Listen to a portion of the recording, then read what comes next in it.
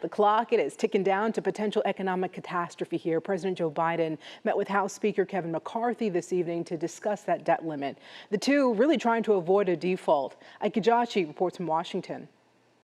With the likely economic crisis looming, President Biden and House Speaker Kevin McCarthy meeting face-to-face today to continue negotiations on how to raise the federal government's debt ceiling before the country defaults on its bills in a few days. Representatives from both sides meeting for over 2 hours over the weekend. The president expressing optimism after a phone call with the speaker as he returned from Japan.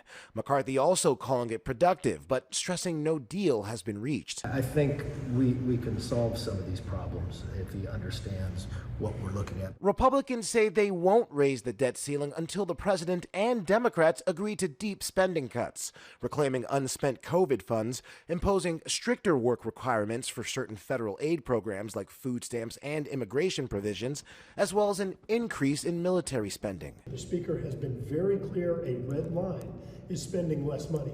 After initially refusing to negotiate on raising the debt ceiling, sources say the White House made an offer that would limit military and domestic spending, affecting programs regarding education, housing, and scientific research. Biden also says he wants to raise taxes on large businesses and wealthy Americans, but Republicans have so far rejected those proposals. It's time for Republicans to accept that there is no bipartisan deal to be made solely on their partisan terms.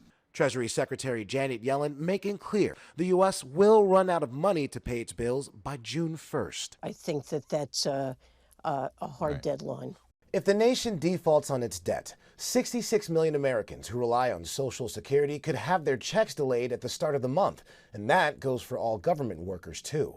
Ike Jachi, ABC News, Washington.